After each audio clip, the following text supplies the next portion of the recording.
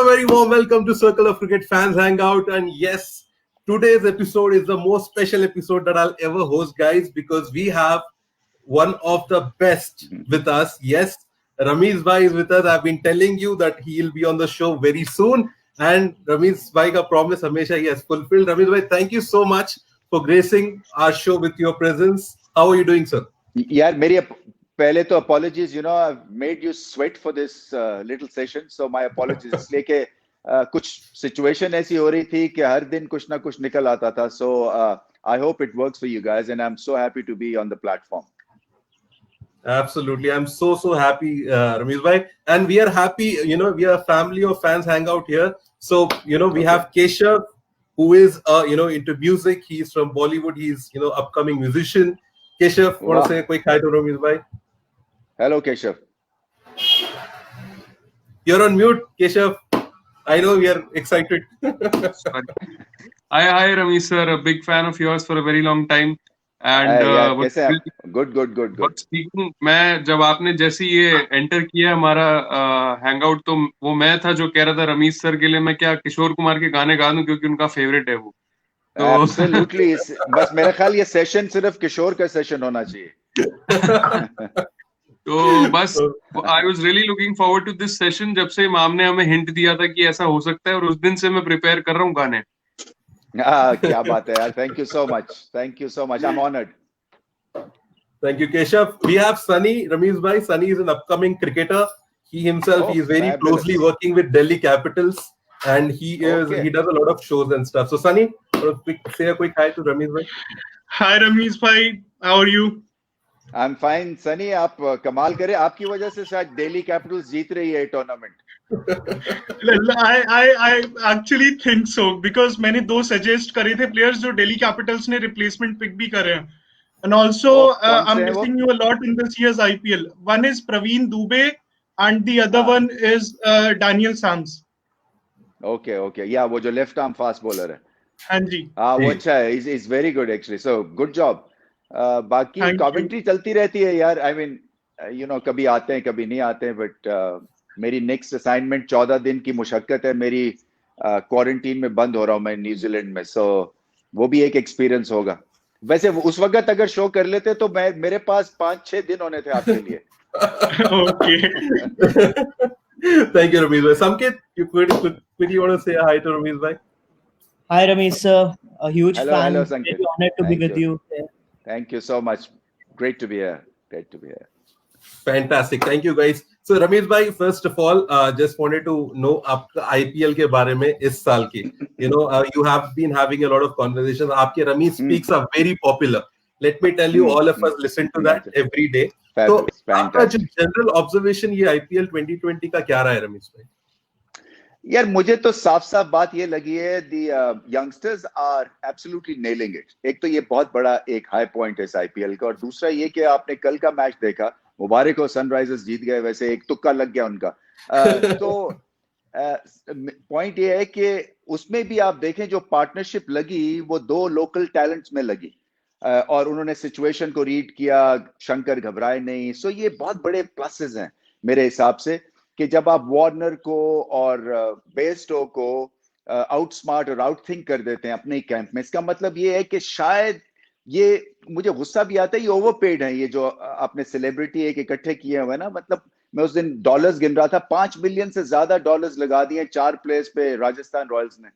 सो उसका फायदा क्या है? नामों के ऊपर नहीं जाना है, और अपने लोगों को ज्यादा आपको पैसे भी देने हैं और इनको ज्यादा इज्जत भी देनी है. इसलिए कि आप स्पिन डिपार्टमेंट देख लें, आप मिडिल ऑर्डर की बैटिंग देख लें, आप नए स्टार्स देख लें, आप प्रेशर में जो अच्छा खेलते हैं उनको देख लें. इस साल जो है आईपीएल ने टेबल्स टर्न किए हैं इन फॉरेन टैलेंट्स के ऊपर. सो मेरे लिए तो ये सबसे बड़ा सक्सेस पॉइंट रहा है इस आईपीएल का. आपकी आवाज गई. Well, that kind of a day, Ramiz bhai, excitement में mute कब है कब नहीं है पता नहीं लग रहा है. So Keshav, you want to have your question? I'll go to you first. You can ask your question to Ramiz bhai. By the way, Ramiz bhai, Keshav is a huge CSK fan. Thinking कि मैं अच्छा CSK. Okay.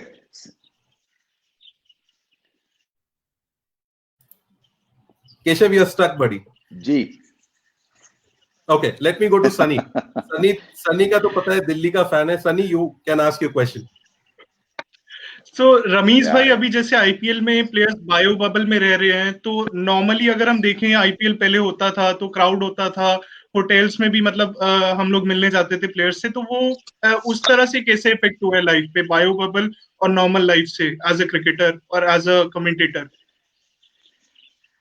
देखो यार, it must be taxing because you know हर बड़े player को stage चाहिए, और जब स्टेज नहीं होता तो उसका रिस्पांस भी ठंडा हो सकता है. वो टेलीविजन के प्रेशर में आके या इतनी ज्यादा लोग देख रहे हैं टीवी के ऊपर, वो that's not the real thing. जो बज होती है वो ग्राउंड में आपको मिलती है. सो ये एक यूनिक एक्सपीरियंस है. अभी तक तो खैर दिखा नहीं कि एनर्जी लेवल्स कहीं ड्रॉप हुए हैं, बट एक जो कांटेक्ट होता है और एक जो बज होती है ना, जैसे एयरपोर्ट्स पे, क्योंकि मैंने खासी आईपीएल्स कवर की हैं, सो वो आपके टेलीविजन पे आईपीएल के रीरन्स आ रहे होते हैं, आपको हर कोई पहचानता है, आपके ऑटोग्राफ लेते हैं, आपकी इज्जत करते हैं वहां पे. और तो ये एक चीज जो है ना, ये आपको एक हाई देती है. सो आई डोंट नो कि उस लिहाज से कितना ये मुश्किल काम है, बट एनर्जी के पॉइंट ऑफ व्यू से आई थिंक अभी तक तो सबने मेंटेन की हुई है. बट आई विश के लोग होते, क्योंकि फिर मजा दोबारा हो जाना था. Perfect. Thank you, Ramesh bhai. Keshav, Okay. you're back. Your chance now. Go ahead, buddy. Yeah, hi. I'm so sorry. मेरा वाईफाई थोड़ा वो भी रमीश भाई के एक्साइटमेंट में वो भी अप डाउन हो रहा है मेरी तरह. तो या तो ये किशोर के गाना गाते हुए फ्रीज हो गए तो नहीं, उस टाइम तक आई मेक श्योर कि मैं बाकी सबको बोल दूंगा मेरे घर में सब अपने मोबाइल्स ऑफ कर दो या वाईफाई से हटा लो, क्यों, ताकि मैं अकेला यूज कर सकूं. तो सर मेरा एक तो इमाम ने बताया कि सीएसके का मैं सीजन 1 से फैन हूँ, 2008 से. हालांकि मैं हूँ दिल्ली से और मैं अभी मुंबई में रह रहा हूँ, लेकिन चेन्नई बिकॉज ऑफ धोनी.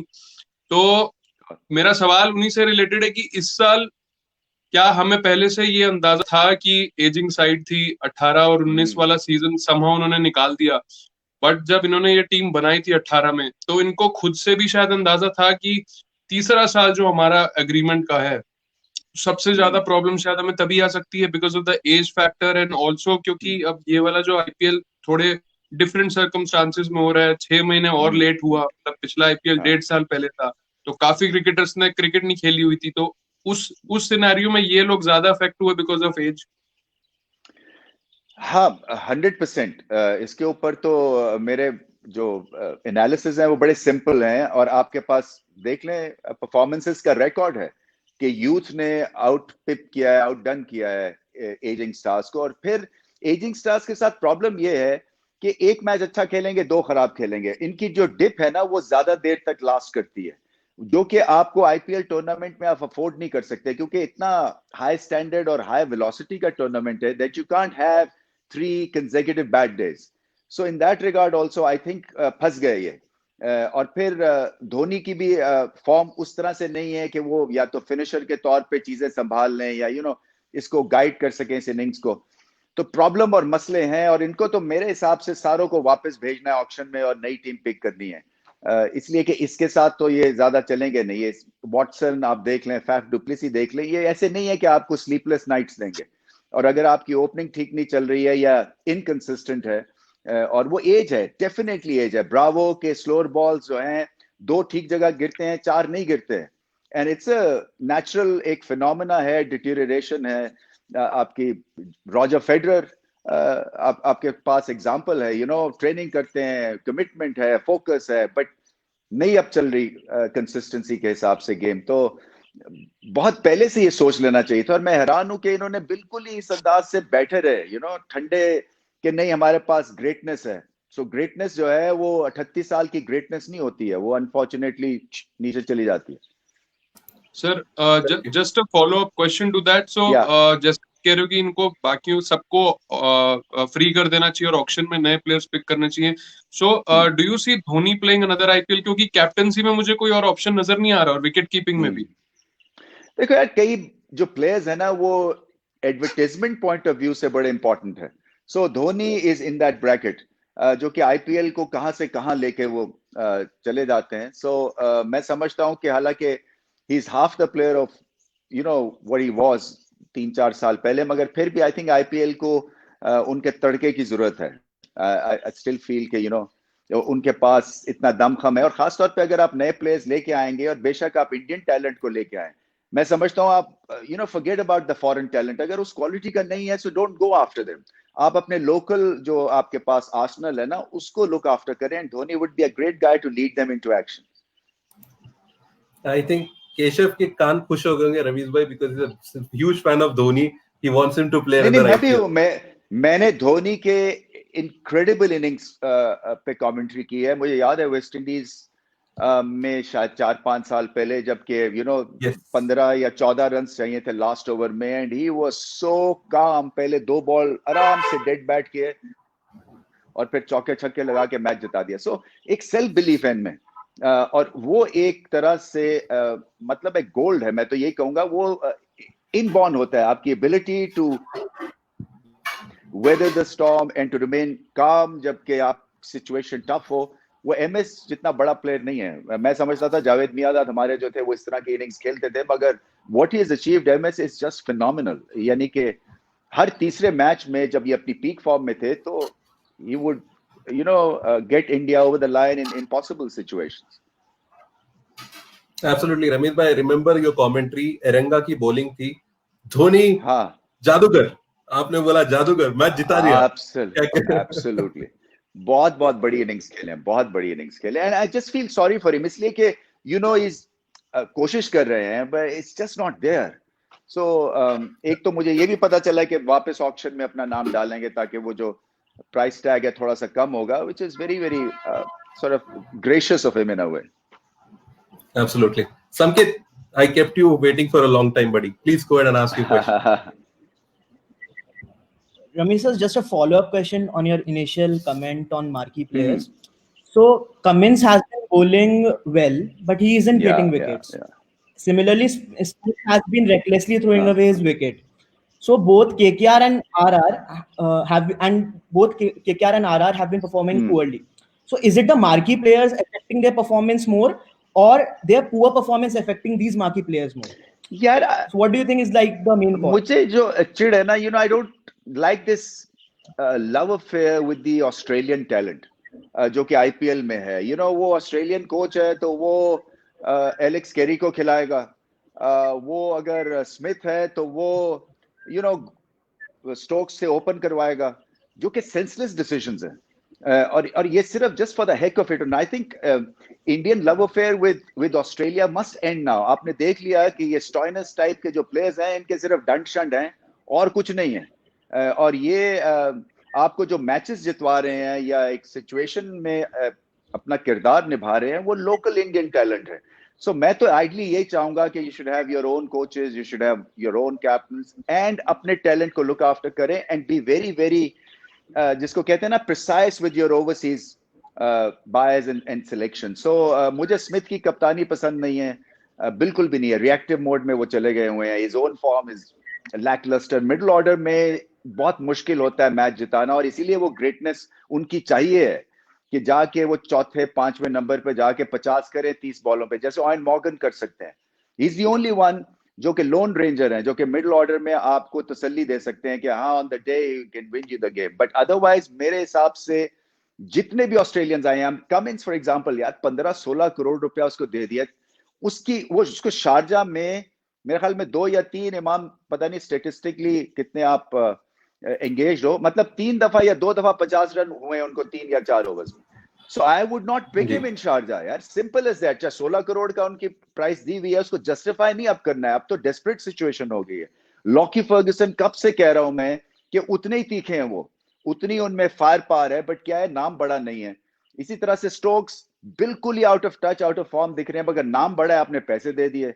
सो ये सारी चीजें खत्म होनी चाहिए। आई थिंक कमिंस तो मेरे हिसाब से should be bench now, Finch should be bench now, और कौन है, Smith should be bench now. इसी तरह से ये इसका स्टोक्स की पीछे आना है इनको खेलने के लिए। आई थिंक ओपनर के लिए आपको कोई और ऑप्शन ढूंढना है। इसी तरह से इमरान ताहिर को नहीं खिलाया MS धोनी ने। मैं हैरान हूं कि आप, अगर आपकी बैटिंग नहीं चल रही तो आप बॉलिंग के थ्रू अपनी सिचुएशन को थोड़ा सा मजबूत कर सकते हैं। So go all out by bowling out the opposition, ताकि वो 140 ही आपको टारगेट चेस करना पड़े।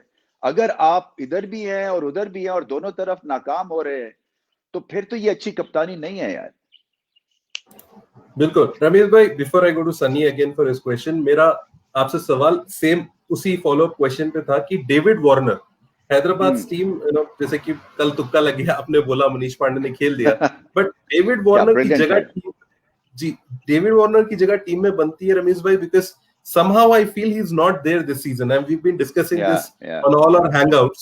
अगर वार्नर अपने आप को रेस्ट देते हैं, विलियमसन कैप्टन करते हैं, तो उनके पास एक और जगह खुल जाएगी ओवरसीज की, सो नबी can come in and can help this side. तो वार्नर का आपको क्या लगता है? यार यही बात है ना, वो बड़े नाम है इसलिए उनको जबरदस्ती घुसाना है। अब half the tournament is over, so अभी भी अगर आप रूथलेस डिसीजन नहीं ले सकते हैं तो आपकी परफॉर्मेंस फिर उसी तरह से बैठी रहेगी। सो वार्नर को खुद ही अपने आप को 12th मैन बना देना चाहिए। पता नहीं इतनी इनमें एबिलिटी है या थिंक टैंक सोच रहा है कि नहीं अभी भी चलेंगे, एक्स फैक्टर है। जैसे गेल को मतलब है इतने देर के बाद यूज किया उन्होंने। गेल का जब वो 0 भी करे उस पे कम से कम 15 मिनट की टीम मीटिंग होती होगी। मैं 100% श्योर हूं कि इसको कहाँ बॉल करना है, बाउंसर करना है या wide outside the off stump करना है या हमें स्पिनर के थ्रू इसको आउट करना है। सो वो कंज्यूम करते हैं आपकी एनर्जी, बेशक वो कुछ ना करें। सो ऐसे प्लेयर का एडवांटेज मिल सकता है और जब वो चलते हैं वो मैच जिताते हैं। सो मेरे ख्याल में वार्नर को भी इन्होंने यही समझा हुआ है कि जिस दिन चलेंगे मैच जिताएंगे। फुटवर्क बिल्कुल फजूल हुआ हुआ है। आई थिंक वो 35 साल की उम्र है फॉर एन ओपनर। ये भी मेरे ख्याल में एक आधा सीजन और खेलेंगे और उनको भी छुट्टी करा देनी चाहिए। थैंक यू रवीश भाई। ये specially after what he said at the post match, he said 150 की स्पीड पे जब कोई बॉल करता है तो आइदर यू होप कि मिडल ऑफ द बैट लग जाए या नहीं तो एज लग के 4 चला जाए। And when you somebody speaking like that, तो मतलब वो तो मतलब ऊपर वाले के भरोसे चल रहे हैं। Sunny, your question. जी सनी। तो रमीज भाई, मेरा जो नेक्स्ट क्वेश्चन है वो यंगस्टर्स को लेके है कि कौन से ऐसे 2 या 3 यंगस्टर्स हैं जिन्होंने आपको बहुत ज्यादा प्रभावित करा है इस आईपीएल में अपनी परफॉर्मेंस से, as a batsman, as a bowler, as a allrounder Indian? यार मुझे टवाटिया का जवाब नहीं है, इसलिए कि जिस बैकग्राउंड से वो आए हैं और नाम कोई जानता नहीं था और जिस तरह से वो खेल रहे थे, मतलब हम यहाँ पे दुआएं मांग रहे थे यार ये आउट क्यों नहीं हो रहा, इसलिए कि सारी टीम को ले बैठे वो। And certainly then to pick his game, he must be mentally so strong. और इस वक्त वो 4 चांद लगा रहे हैं। सिर्फ मेरा इशू यही है कि जब आप, कल भी मैंने एनालिसिस में यही कहा था कि जब आप पहले बैटिंग करते हैं तो टवाटिया को ऊपर भेजें, उनको एक्स फैक्टर समझ के आप यूज करें for a cameo at number 4, at number 5। वो वेट कर रहे हैं कि उसी तरह से जैसे वो रन चेज में फिनिशर हैं, वो फर्स्ट इनिंग्स में भी ऐसे आपको खेल के देंगे। सो 2 नॉट आउट करके वापस डग आउट में चले गए और इवेंचुअली उनकी फॉर्म खत्म हो जाएगी। ऐसा तो है नहीं कि पूरी आईपीएल में कोई छक्के चौके लगा रहा है वो लगाता रहेगा एंड तक, ऐसा नहीं होगा। सो टवाटिया हैज बीन आउटस्टैंडिंग। मुझे मनीष पांडे से हमेशा हमदर्दी भी रही है, मैं उनका फैन भी हूं, इसलिए कि वो सर झुका के अपनी चीज करते रहते हैं, विच इज ग्रेट। बेशक वो यंग नहीं है बट इंडिया के लिए खेलते नहीं है, मगर मुझे कहीं उनमें और मिडिल ऑर्डर में जो टैलेंट इस वक्त इंडिया से खेलता है T20 क्रिकेट, मुझे तो कोई खास फर्क नहीं लगता सीरियसली। फिर श्रेयस अय्यर मुझे बहुत पसंद है, इसलिए कि वो बड़ी पक्की शॉट खेलते हैं और टेक्निकली अच्छे हैं। सो मुश्किल पिच के ऊपर 2 wickets down, he can block, he can be technical and then he's got the ability to hit a 6 as well. So ये 2-3 है। फिर बॉलिंग में आपके सैनी की इंप्रूवमेंट लाजवाब है। आई थिंक बहुत इंप्रूव किया इन्होंने और अब एक तरह से ये स्टार बन गए हैं इस टूर्नामेंट के बाद, क्योंकि जब आप सुपर ओवर कर लें और उसमें सक्सेसफुल हो जाएं, हालांकि अभी इनकंसिस्टेंट हैं थोड़े बहुत मगर अभी यंग है, बट बेसिक इंग्रेडिएंट यही है जितने भी इंडियन फास्ट बॉलर्स है, और मेरा एक्सपीरियंस ऑफ लेट यही है कि अगर आपके पास 150 की स्पीड है तो you don't have to vary your pace, it's the pace itself that can worry the opposition. So आप हार्ड लेंथ पे विकेट्स का टारगेट करें और कोई माई का लाल आपको सीधा छक्का नहीं लगा सकता अगर आप 150 क्लिक्स पे बॉल कर रहे हैं। So keep it simple. Absolutely. Keshav, you want to go next? Yes, my next question is a bit different. It's about Pakistan cricket, क्योंकि उसको भी हम काफी फॉलो करते हैं यहाँ पे। पूरी जो इंग्लैंड टूर उनका वो भी हम फॉलो करते रहे हैं और आपस में उसके बारे में बात भी करते रहे हैं ग्रुप पे। तो सर मेरा सवाल ये है, अभी मैंने रिसेंटली 1-2 दिन पहले ट्विटर पे ये न्यूज राउंड कर रही है कि हो सकता है कि अब अजहर अली को भी कैप्टनसी से हटा के रिजवान को टेस्ट कैप्टन बनाया जाए।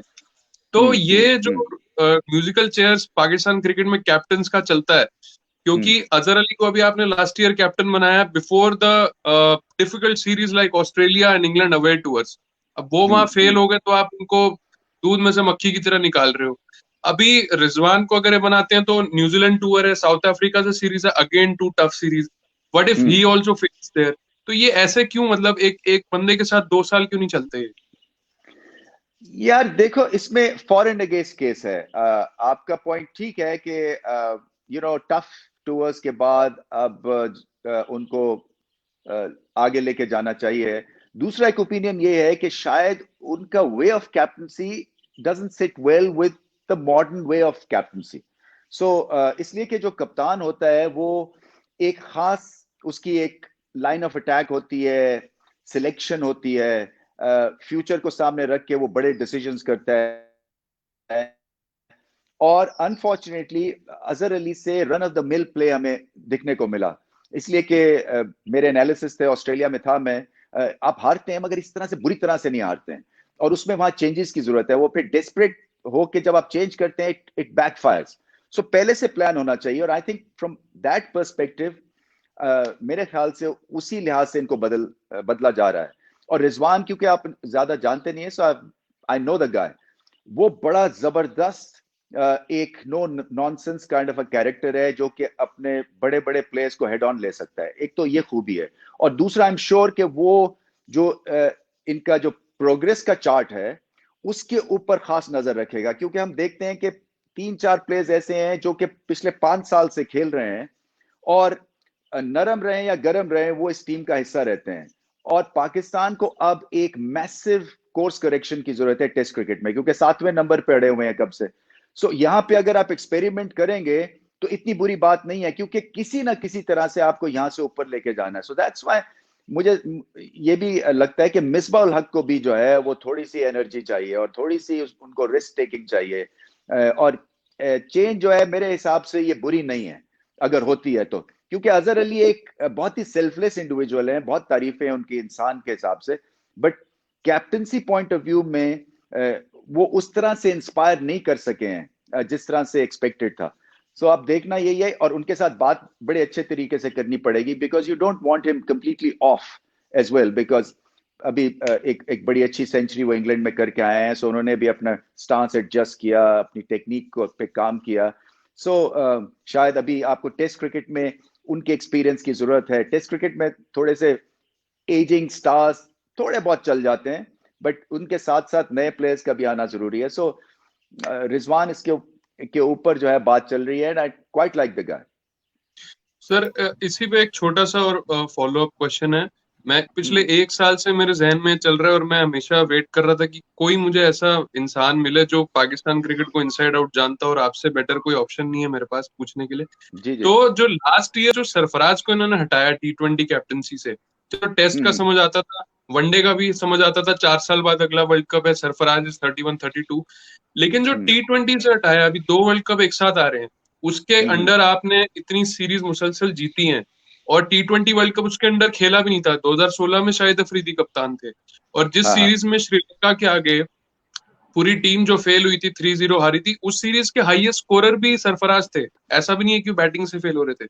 तो क्या उनको उस टाइम पे हटाना ठीक डिसीजन था? मेरे ख्याल से ठीक डिसीजन था। देखो, हर कप्तान की ना एक शेल्फ लाइफ होती है, और even the great Imran Khan 3 साल के बाद, मैक्सिमम 4 साल के बाद, वो भी जो था, हम यूज टू हो गए थे उनकी कप्तानी को लेके। सो हमें जो नई चीज भी थी वो नई चीज लगती नहीं थी। सो थोड़ा सा आप रिपेटिटिव एक मोड में चले जाते हैं, और मैं यही समझता हूं कि एक शेल्फ लाइफ जो है कैप्टन की वो 3 साल है मैक्स। फिर उसके बाद क्या होता है कि आपकी टीम की फॉर्म नीचे चली जाती है। इंडिविजुअल्स जो थे, जैसे भारत के साथ हुआ, जब सचिन पीक पे थे या द्रविड़ पीक पे थे तो Ganguly became a great captain, मगर जैसे जैसे फॉर्म डिप होती गई तो परफॉर्मेंसेस भी डिप हो जाती हैं। सो आपका जो स्टार प्लेयर है या प्लेयर्स हैं वो 3 साल तक होल्ड कर सकते हैं अपनी ग्रेट पोजीशन, मैक्सिमम 4 साल तक। कोई 10 साल के लिए अपने पीक पे नहीं खेल सकता। इसी तरह से जो कप्तान है उसकी भी जो पीक है वो 3 साल तक चलती है। उसके बाद आप घसीट के ले जाएं तो ले जाएं। मुझे ऐसा लगता था कि इनकी कीपिंग जो है वो उस हिसाब से नहीं चल रही थी, एक तो अनफॉर्चुनेटली, और फिर जो सिलेक्शन के पॉइंट ऑफ व्यू से भी 19-20 काम हो रहा था, और जैसे ही स्ट्रॉन्ग टीम्स आई पाकिस्तान के खिलाफ तो वहां पे भी ये सीरीज हार गए। सो एक मीडियोकर जब ऑपोजिशन थी तो आउटस्टैंडिंग काम पाकिस्तान कर रहा था, मगर जैसे उस फॉर्म को लेके बाहर जाके सीरीज जीतना या घर में आके कंपेटिटिव रहना वो भी नहीं देखा है।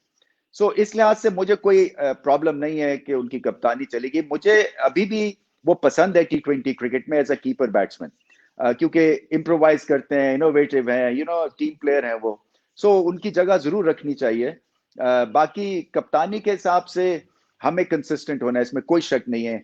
और लीडरशिप जो है ये मुश्किल काम है, थोड़ा सा टाइम भी लगता है सीखने में, कईयों के इनबिल्ट होती है, कईयों को इसको सीखना पड़ता है, ठोकर खा के जागना पड़ता है।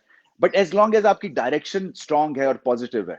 हमारे पाकिस्तान में हो ये रहा है जिसके मुझे कोफ्त होती है, चिढ़ चढ़ती है, मैंने ये बात भी की है कि जब आप हारने से डरते हैं, क्योंकि आप जब हारेंगे नहीं तो फिर आप सीखेंगे नहीं, और हारें तो नए प्लेयर्स के साथ फिर हारते हैं तो पुराने प्लेयर्स के साथ हारते हैं, there is no coming back. इसलिए कि फिर वो जब आप नए प्लेयर्स लाते हैं तो वो एक डिप्रेस्ड एनवायरनमेंट में आता है, एक लूजिंग एनवायरनमेंट में आता है, तो उसकी जो एक ग्रोथ है वो भी उस हिसाब से होती है। वो डर डर के क्रिकेट खेलता है। जब मैं यंग प्लेयर आया था तो इमरान खान के नीचे हम एक लाइसेंस था to experiment and to expand and not to worry about losing. इसी तरह से इंडिविजुअल माइलस्टोन्स इंपॉर्टेंट नहीं थे। जावेद मियांदाद को एक दफा इमरान खान ने इनिंग्स डिक्लेयर कर दी इंडिया के खिलाफ जब वो 280 नॉट आउट पे थे। उन्होंने सारी जिंदगी इमरान खान को माफ नहीं किया, मगर फिर इमरान खान ने क्या किया, फैसलाबाद में श्रीलंका से टेस्ट मैच हो रहा था, ये कप्तान थे, 96 के ऊपर खुद बैटिंग कर रहे थे और इनिंग्स डिक्लेयर कर दी। एक मैसेज दिया कि team is bigger than the individual performances. तो इस तरह की लीडरशिप होती है जो कि पाकिस्तान को चाहिए, सेल्फलेस किस्म की strong leadership, youth based leadership चाहिए। और यूथ के साथ इनको मजा भी आएगा कप्तानी करने का, नए कप्तान को, बिकॉज वो हैंगअप्स नहीं है, कोई कि पुराना बैगेज लेके नहीं जाएंगे। यूथ के साथ आप एक्सपेरिमेंट कर सकते हैं, उनको मोल्ड कर सकते हैं, आप विनिंग एक कॉम्बिनेशन बना सकते हैं एनवायरनमेंट में। अगर आपका यूथ आएगा विनिंग एनवायरनमेंट में तो उसकी साइकी पे बहुत फर्क पड़ेगा। And just want Pakistan to follow in the footsteps of Imran Khan as a leader. Thank you, Ramesh bhai. Thank you. Ramesh bhai, I was just watching the post-match presentation आपका जो आपने national cup में अभी किया. Shan Masood seems to be such a nice guy. जिस तरह से वो आपसे बात कर रहे थे, तो just अभी ये बात निकली है, तो Shan Masood as a test captain, is he okay with? देखो मुझे पसंद है Shan Masood, and I just hope कि वो कमेंटेटर बनने के लिए बेताब ना हो, क्योंकि उनकी अंग्रेजी बहुत अच्छी है। वो अभी अपनी अगर क्रिकेट की तरफ वो लगेंगे तो आगे जाएंगे। असल में शान मसूद के साथ जो प्रॉब्लम ये है कि या वो स्कोर करते हैं और फिर एक स्प्रेड है ऑफ वेरी लो स्कोर्स, जिसकी वजह से ये अपना केस प्रॉपरली जो है इनका प्रेजेंट नहीं होता है। आइडली स्पीकिंग मुझे तो बहुत पसंद है। एंड T20 में देखें, PSL में एक छोटी सी टीम को अब वो फाइनल स्टेजेस पे ले गए हैं। और फिर जब इम्पोर्टेंट मैच था अभी T20 में, जहाँ पे 13 ओवर चेस करना था, तो वहां पे इन्होंने अपने आप को ऑलमोस्ट बेंच कर दिया। इनको पता था उस स्पीड से शायद वो नहीं खेल सकते। सो ये अच्छी एक तरह से मार्कर्स हैं, पॉइंटर्स हैं कि उनमें कप्तानी के जरासीम हैं। Perfect. Samkit, your question, and then we'll quickly. I know Ramesh bhai would not have some other work as well. So Samkit, जल्दी से पूछ ले सवाल. So Ramesh sir, my question is like with Australia tour around the corner and Bhuvi and Ishant being injured, so who would be your ideal third pacer for? Yeah, it's a good question. मैं तो spread देख रहा हूँ अभी, मुझे तो सैनी पसंद है। पता नहीं वो भी खेल रहे हैं टेस्ट मैच या नहीं खेले, मेरा नहीं ख्याल खेले हैं वो। बट अच्छा ये है कि RCB में है, सो विराट कोहली उनको अच्छी तरह से देख भी रहे होंगे और उनकी ट्रेनिंग भी चल रही है, क्योंकि बेंच पे बड़े बड़े बैठे हुए हैं, डेल स्टेन बैठे हुए हैं जो कि उनको बता सकते हैं। सो आइडली स्पीकिंग मुझे ईशांत इसलिए पसंद है क्योंकि टेस्ट क्रिकेट में वो ऑस्ट्रेलिया में हमेशा तंग करते हैं। उनका जो एंगल है वाइड ऑफ द क्रीज जाके जो गेंद को मूव करते हैं वो बहुत अच्छा है। और कौन है, नाम बताएं मुझे, इस वक्त मेरे ज़हन में और कोई नाम नहीं आ रहा है। मोहम्मद तो सिराज, दीपक चहर या मोहम्मद सिराज इज देयर, रमीज भाई। मोहम्मद सिराज है। मोहम्मद सिराज टेस्ट क्रिकेट में आई डोंट थिंक के उतनी पेस है, और ऑस्ट्रेलिया में या तो फिर इमैक्युलेट लेंथ बॉलिंग करेंगे और उस गेंद को स्विंग करते रहें तो अलग बात है। बट मैं तो आइडियली स्पीकिंग मैं थोड़ा सा फास्ट मीडियम को प्रेफर करूंगा ऑस्ट्रेलिया में rather than a medium pacer, क्योंकि ऑस्ट्रेलियंस बहुत बुरी तरह से मारते हैं। ये यूज्ड टू है, इनको बाउंस पे निकल के खेलेंगे। ये अब्बास का इन्होंने बुरा हाल कर दिया था। हालांकि अब्बास जो है वो एक आपकी आइडियल तरह से सिलेक्शन है कंट्रोल और मीडियम पेस को सामने लेके, बट वो भी कुछ खास नहीं कर सके थे ऑस्ट्रेलिया में। perfect. Thank you, Ramiz bhai. All right, I think we are almost done with Ramiz bhai, has other commitments Thank as you. well. He has taken this Thank time you out. so much. So, Thank you. Keshav जल्दी से एक गाना किशोर कुमार का रमीज भाई के लिए, because Kishore Kumar is Rameez भाई favourite. So absolutely. मैं असल में मैं तुम्हें बताऊं कि उसका जो लास्ट कॉन्सर्ट मैं बहुत दफा बता चुका हूं। ये है NEC बर्मिंघम में देखा था 1.5 महीने पहले उनकी डेथ से। ये मेरी एक लाइफ लॉन्ग एम्बिशन थी। तो हम लोग उस टूर पे थे, इंग्लैंड पाकिस्तान का टूर था, तो ट्रेन पकड़ी और पहुंचे, हम लंदन में थे तो बर्मिंघम में। जो चीज मुझे जो उनकी सबसे ज्यादा पसंद आई थी, एक तो एफर्टलेस था। मतलब वो ऐसे गा रहे थे जैसे मक्खन होता है, और बिल्कुल भी जोर नहीं था, एंड ब्रिलियंट। और जो एक लास्ट चीज उन्होंने कही, वो ये कही कि मेरी तबीयत आजकल ठीक नहीं रहती है, पता नहीं अगली दफा आपसे मिल सकूं या ना मिल सकूं। वो मेरे ज़हन में अभी तक वो जो है ना, इस तरह से है जैसे कोई मतलब I am still pained by that sentence that came out. और दूसरा फिर मैं और संजय मंजरेकर हम गए थे, म्यूजिक डायरेक्टर हैं रोशन, क्या नाम है उनका? राजेश रोशन। मैं ऋतिक रोशन कह रहा हूँ, राजेश रोशन। और उन्होंने बताया था कि किस तरह से उन्होंने वो जो पहला उनका गाना गवाया था, आरिया निंदिया, वो था ना, कौन सा, उसकी महमूद की फिल्म थी। तो हमने सारे किस्से, कोई गवारा बाप, तो 1-1.5 घंटे के किस्से हम सुन के आए थे किशोर कुमार के। और बताया था कि कितनी उनकी थ्रो थी कि 70 के ऑर्केस्ट्रा को वो बीट कर देते थे, और उस वक्त के माइक्स भी इतने अच्छे नहीं थे। तो फिर जाके कहते थे कि किशोर दा थोड़ा सा आहिस्ता, आपकी थ्रो जो है ओवर पार कर रही है 70 के ऑर्केस्ट्रा को। So that was the kind of singer we're talking about. जी पेश कीजिए, क्या सुनाएंगे? सिर्फ और सिर्फ आपके लिए रमीज भाई। Go ahead Keshav ji. रमीज भाई, तो जैसे आपके मोस्ट फेवरेट किशोर दा हैं, तो ऐसी जो मेरे मोस्ट फेवरेट और मेरा जो आइडल है वो आपके बड़े नजदीक रहता है, अली जफर। वो मेरा मोस्ट फेवरेट है। उसकी भी आवाज किशोर कुमार से काफी हद तक मिलती है। पियानो पे और आई थिंक PSL जब थी दुबई में, तो किशोर के 4-5 गाने गाते, उसको भी बहुत शौक है। जी बिल्कुल। और मेरा उनके साथ सोशल मीडिया पे 1-2 बार राब्ता भी हुआ। इनफैक्ट व्हाट्सएप पे उन्होंने मेरे को बेस्ट विशेस भेजी थी। तो बड़ा फैन हूं उनका। कभी आपकी मुलाकात हो तो जरूर जिक्र करना।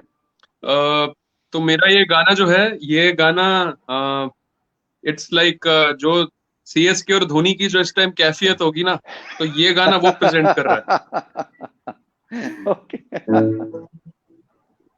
कुछ तो लोग कहेंगे, लोगों का काम है कहना, छोड़ो बेकार की बातों में कहीं बीत न जाए रहना। कुछ रीत जगत की ऐसी है, हर एक सुबहों की शाम हुई, तू कौन है, तेरा नाम है क्या, सीता भी यहाँ बदनाम हुई, तो क्यों संसार की बातों में फिर भीग गए तेरे नैना। कुछ तो लोग कहेंगे, लोगों का काम है कहना, तो क्यों संसार की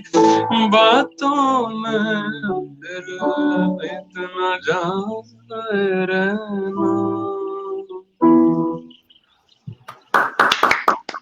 Fantastic, Keshav. क्या बात है यार। इस दुखी नोट पे goodbye and see you later. Ramesh bhai, thank you so much. Thank you so much. I can't tell you in Anytime, words how happy we are. And thank you so much. It's been a pleasure. It's been a pleasure. I just hope कि ज्यादा serious नहीं हो गया, because मैं जब बोलना शुरू होता हूँ तो फिर मैं रुकता नहीं हूँ, बट apologies अगर लंबे जवाब दे दिए मैंने। बिल्कुल नहीं Thank you, Ramesh Ramesh bhai. bhai. We love All right, it. Ramesh okay, bhai. all the best, Ramesh bhai. buddies. Have a great time All of right, it. guys, Thank on you. that note, thank you, Ramesh bhai. Bye, guys. Thanks for watching. Bye, We'll bye, see you bye, tonight. Bye. Bye, bye, bye.